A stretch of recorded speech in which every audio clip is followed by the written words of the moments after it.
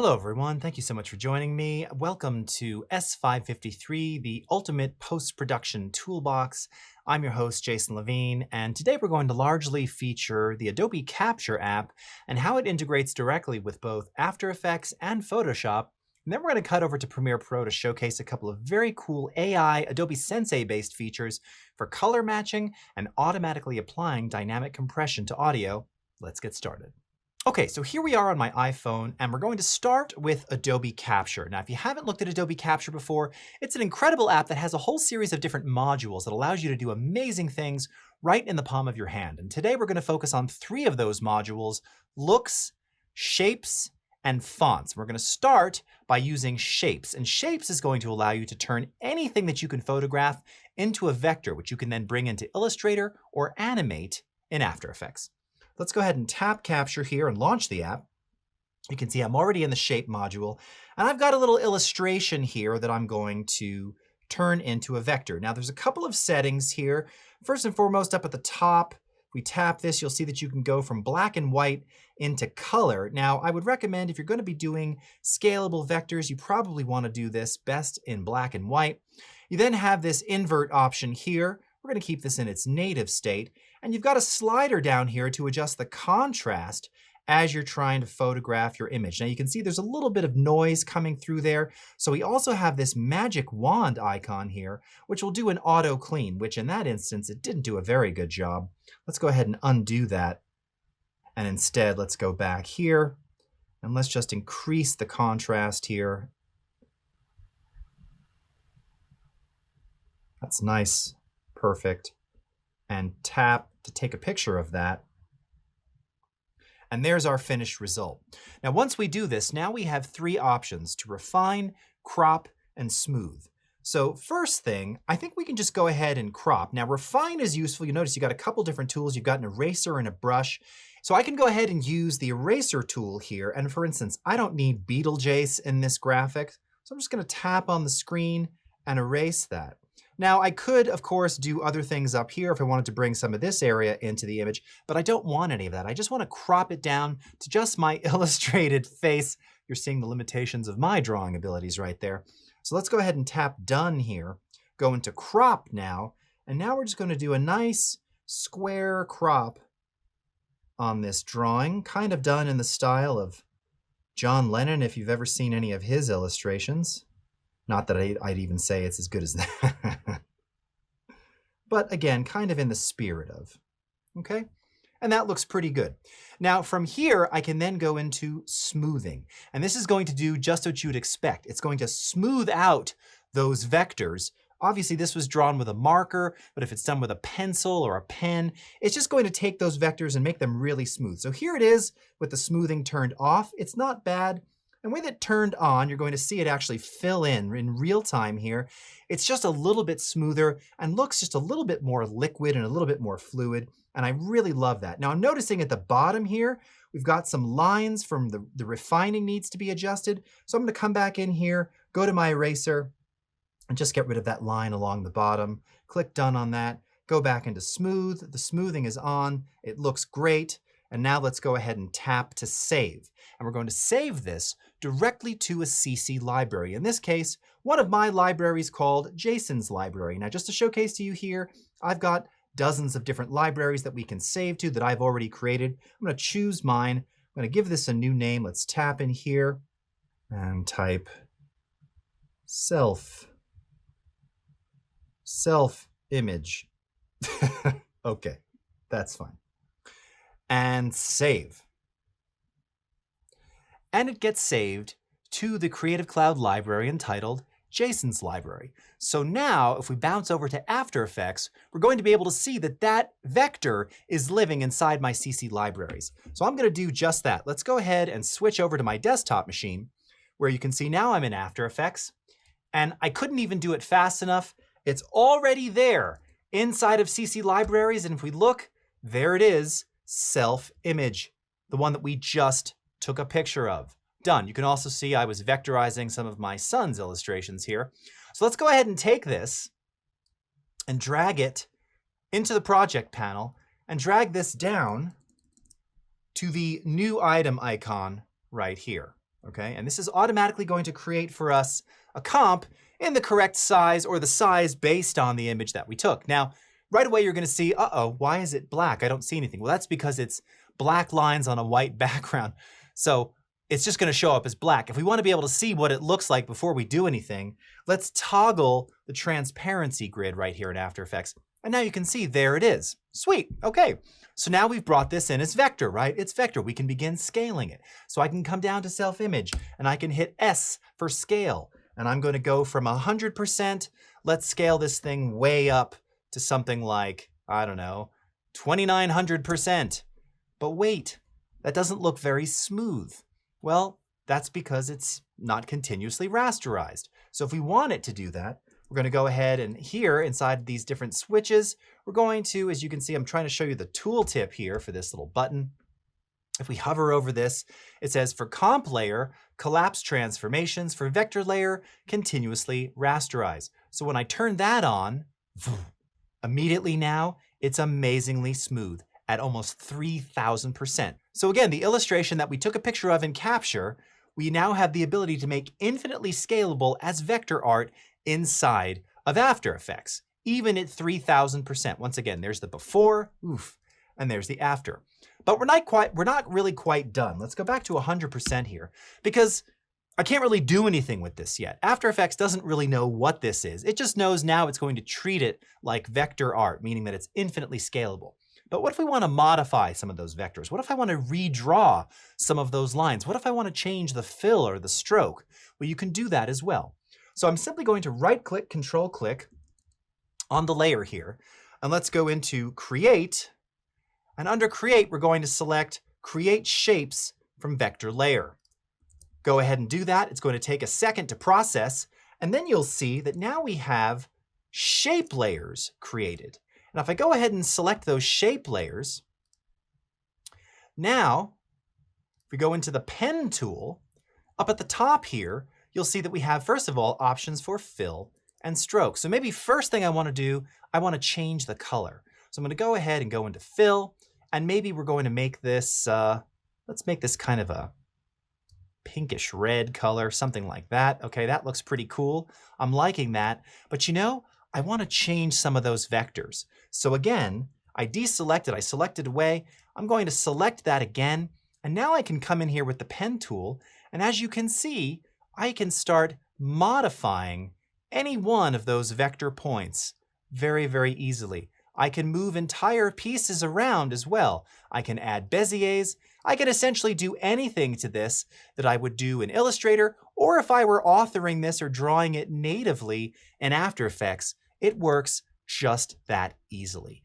Awesome. So now you have full vector capability of this, and this was shot on your phone in Adobe Capture. Now the last step might be to add something like an effect to this. I love kind of showcasing things like wiggle. So I'm going to come over to my effects and presets here. I've already got wiggle on there. And let's do, I don't know, gelatin. That one seems to produce some pretty neat results. Now I just want to make about a 2-second animation here. So I'm going to come over to where it says 2 seconds. And I'm going to hit shortcut key N to signify the end of the comp right here. Go ahead and hit my space bar to play it back. And it just automatically adds that gelatin wiggle to my illustration. Very, very simple, but you get the idea. Tons of flexibility here. And I already had this one up earlier. This was one of my son's illustrations. Now this one has thousands and thousands of vector points.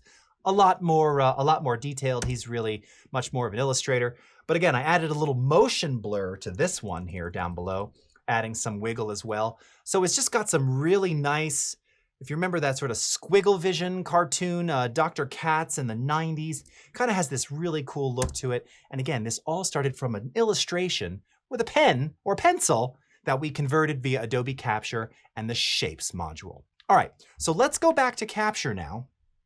I'm going to change my camera here.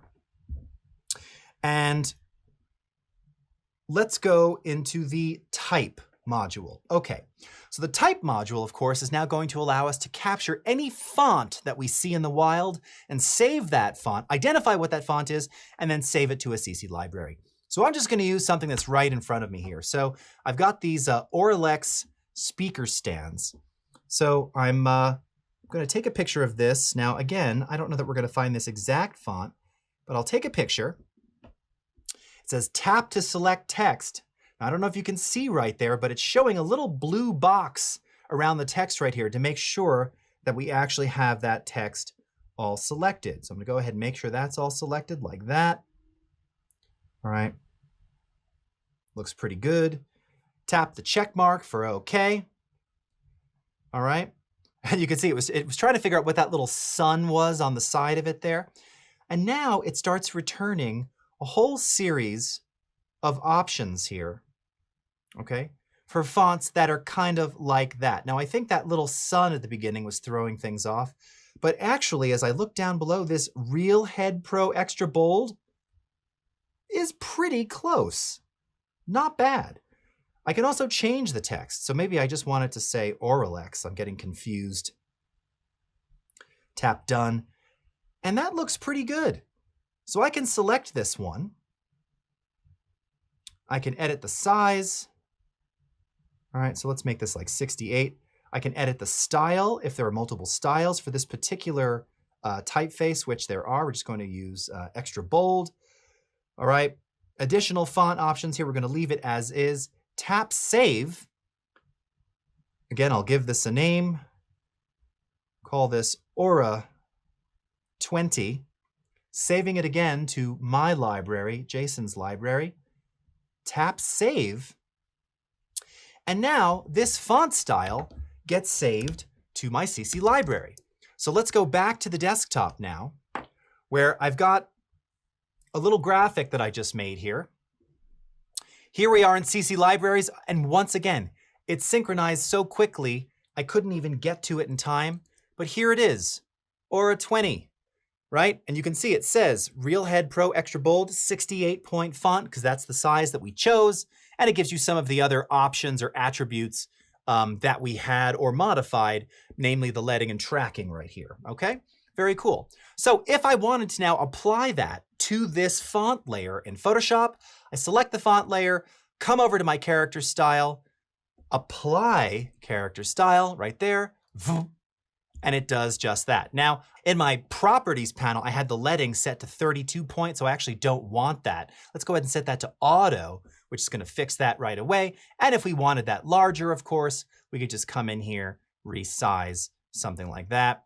All right, click OK, and we're good to go. And it even maintains the drop shadow and the other properties that I had previously on there. So super cool. And this is showing you all the other flavors. I love some of the early Beatles Apple Records pressings. They used a lot of Futura. So this was one that I grabbed right from a release. I think it was one of the Billy Preston records, actually. Go ahead and just click on this one and it changes. And actually with the font selected, with the font layer selected, you can see I can just click through these and it's changing all the various styles for me automatically. So awesome, so useful, and honestly, just another amazing extension of Adobe Capture, being able to automatically capture a font and start using it in your projects.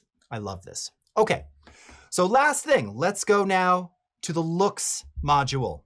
Okay. Now this is going to get a little interesting because, of course, I'm not outside.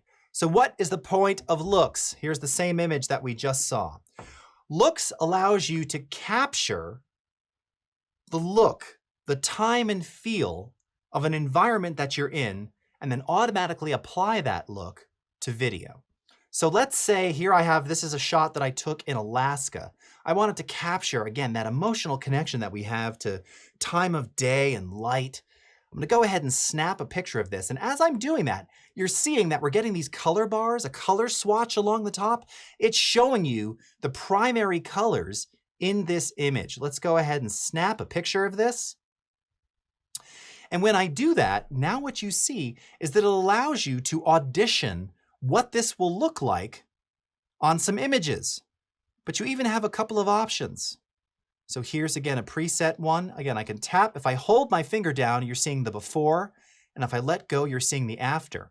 Now, these little colored squares that you see down below are emphasizing different primary colors in that original image. And this will ultimately dictate what the look generates. So if I like this one, again, this is pretty affected kind of in the mid-tone blues and greens. If I go ahead, this is the before, this is the after. So this is some real deep color. And then the third option here is I can even upload my own image or video directly into Capture to see what this look is going to look like in advance, okay? So I kind of like that one. Let's see, maybe we'll go with something a little bit cooler. Yeah, maybe this one. This one just has maybe, well, I don't know. I kind of like, I don't know. I'm so undecided. All right, this one. This is a good mixture of warm, has some of that nice cool sky. Let's go ahead and save. And instead of look 20, I'm going to call this Alaska 01 and done to my library. And then while I'm here, let's go ahead and take another picture of a sky. So here's, again, this is a very different look altogether. I'm going to go in real close, snap a picture of this. All right, now this one has a lot more blue and green. I really want to emphasize those hues. So let's see, maybe something like this. Again, before, after, maybe test it on that video. Yeah, see, it's actually coming out a bit more blue than I want. Maybe I almost want it a bit more flat. This one has a bit more of that green. Here's the before and the after. That looks pretty good. Go ahead and tap save. I'm going to call this one Alaska 2. Save. So let's go ahead and bounce into Premiere Pro now, go into libraries, and we should see our looks over there. So I'm going to go ahead and do just that. Over into Premiere Pro. Let's go into the Looks section here inside of Libraries. You can see we're inside Jason's library. And as promised, here they are, already synchronized, Alaska 1 and Alaska 2. Okay, so now if I want to simply just apply this look to my video, we're going to go back to the video here in Premiere Pro. Let's go ahead and choose Alaska 2. I really kind of want to emphasize some of that blue sky there. This was shot in Amsterdam. I'm just going to go ahead and drag this onto my clip, and just like that, it applies it non-destructively to my clip. And you'll find that applied as a creative LUT in the creative section under Lumetri Color. Again, I can disable this if I want. The amazing thing about this is, of course, that this is completely non-destructive. So even though this is applying a look, I can still further refine the temperature. Again, maybe cool this off just a little bit, maybe stylize or add just a little bit more contrast to this as well. Come in here, I can add just a little hint of sharpening, maybe just an essence of some faded film to give it a slightly more film-like aesthetic. And then very quickly, before, super flat, after, rich, vibrant, and really kind of feeling like that Alaskan light that I remembered when I took that original image, okay? So looks are amazing. You can even see I created a whole series of different ones here from indoor and exterior environments. So I highly recommend check this out. It will change the way you think about applying looks from anywhere in the world to your videos, to your footage. And you saw I could even do it by taking a picture of a screen and building a LUT so easily.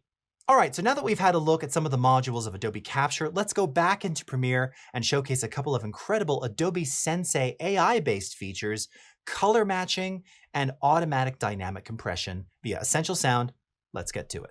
So here we are back in Premiere Pro with the footage that we were just working on. And the first thing I'm going to do, I'm just going to delete any existing Lumetri settings on this clip here. All right, so we're going to talk about color matching. Now this can be used in a number of different ways. Sometimes you're matching one camera to another camera. If you do multicam shoots, it's really common that both cameras are not going to look the same. And you spend a lot of time trying to tweak the contrast and the exposure and certainly temperature and other elements just to make them match. So you can use color matching for that. You can also use color match to match your video to the look of something else. Maybe another video that you really like. Maybe you want to match it to a reference image or poster. Either one of these scenarios applies. So I'm going to show you how easy this is to do using the color wheels and match feature via Lumetri.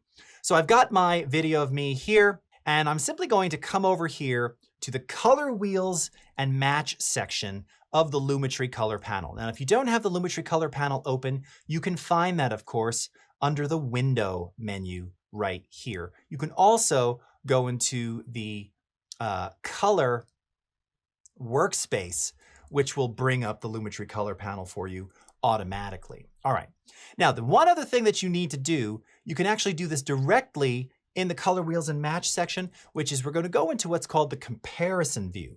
Now, what comparison view does is it allows you, if you have other reference material in your timeline, like this still image of this cowboy that you see right here, I can now use that as my reference. This is my current frame, and I'm simply going to click on Apply Match. Now, because there are faces involved, I'm going to make sure that the face detection box is checked.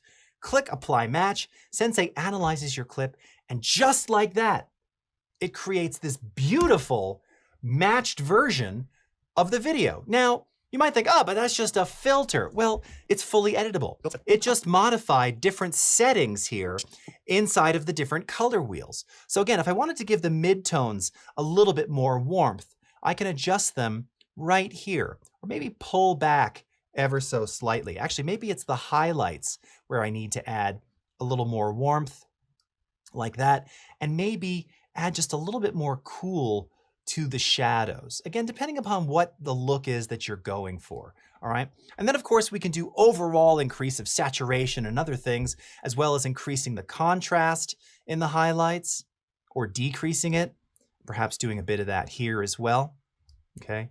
I think even warming up those midtones even more. I went a little bit extreme right there, okay?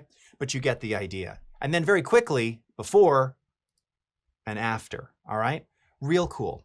Okay, so for our last feature, we're going to focus on using the Essential Sound panel to apply dynamic compression, or using the clarity slider to compress our dialogue, to push it forward, and really just focus that dialogue in so that it's just very intelligible and really upfront, and that it sits nicely over top of some music. So back over in Premiere, I've got a promo video that I cut some time ago. Let's take just a quick look and listen to this right now. Hi, it's Jason Levine from Adobe. Here's what you missed this week on Adobe Live. Today we're going to be talking about how Dynamic Link works with After Effects and Premiere. Okay, now overall, it's not bad, but you can hear that that dialogue is obviously not compressed at all, because even when I say this week on Adobe Live, I get a little bit quieter at the end there. So we want to fix those dynamic changes. We just really want to even everything out. And again, push that dialogue, push that voiceover closer to you, so it just feels like it's really sitting nicely on top of that music. So the way that we're going to do that is we're going to open up the Essential Sound panel. Now, if you don't have that open, once again, you can find it under the Window menu. You can also, of course, go to the Audio workspace, which will already have the Essential Sound panel open for you. Now, the first thing you need to do is we need to tag this dialogue as dialogue. The way that Essential Sound works is you first have to tag your media, because what it's going to do is it's going to then reveal to you a whole series of effects and filters that you would commonly use to process that type of media. In this case, dialogue. Let's go ahead and click on dialogue. Now we've got loudness and repair and EQ, which I just accidentally touched, reverb and enhancing speech. The only one we're going to focus on here is our AI-based dynamics, or in this case, clarity, all right? This applies a dynamic compressor to your voiceover, but it does it with a single slider. It does it elegantly, and it really sounds amazing. So let's go ahead and turn on dynamics. I'm going to start by setting this all the way back to 0, all right? Let's wind this back to the beginning. And let's go ahead and play. And I'm going to start adjusting that slider as this is playing back. And you should start to hear how my voice just starts to push forward and just get more focused and louder over top of that music. Here we go. Hi, it's Jason Levine from Adobe. Here's what you missed this week on Adobe Live. Today we're going to be talking about how Dynamic Link works with After Effects and Premiere Pro. We're going to take this particular shot, add some text to it. I want to create those animations over in After Effects. All right? Sounding pretty good. Now, again, if we go ahead and turn that off right where I am and play it back, over in After Effects, right-click, control-click on the clip itself, replace with After Effects COM. And then I want to add just a very simple animate in kind of preset, okay? And you can see that it just very elegantly pushes that voiceover just a little bit forward, all right? If we mute the music, let's play this intro with no music, just dynamics. Hi, it's Jason Levine from Adobe. Here's what you missed this week on Adobe Live. Wind it back, here it is without the dynamics. Hi, it's Jason Levine from Adobe. Here's what you missed this week on Adobe Live, right? it's just not quite as focused. And you can even see if you look at the slider, it shows you natural to focused sound. Now, if you saw that you were getting a little bit of overload here on your master faders, one way to sort of tackle that, if on the dialogue track itself, you want to prevent any overs or any digital clipping there, let's go up to our effects inserts. Up at the top here, you're going to see this little fly out triangle. Click that. Click inside this space, amplitude and compression, multiband compressor. All right. Now you got a lot of different settings in here. I'm going to show you a really quick hack just to prevent that voiceover from going over 0 dB. First thing, we're going to bypass all of these individual compression bands. You'll note that they're bypassed because they're going to turn blue. For threshold, you're going to set this to 0. For margin, you're going to set this to -2 decibels. And then you're simply going to enable the brick wall limiter. And when that is enabled, just like that, now when we play this back, today we're going to be talking about how Dynamic Link works with After Effects and Premiere Pro. We're going to take this particular shot, add some text to it. You can see that we're no longer going over. That margin of -2 dB, it means that it's never going to exceed -2 decibels. It'll never go into the red. It will never clip. Again, you can also apply this same brick wall limiter to the master fader, so it can dynamically apply that same limit to everything, voice and music. I might in fact consider doing that on the master in any case, but this is a quick hack to fix that because sometimes you'll find that when adjusting the dynamic slider, your voiceover just gets very, very loud on that individual track, and this is one way to combat that. So my friends, that's all the time we have for this session. Thank you so much for watching, and I hope you enjoy the rest of Adobe Max 2021.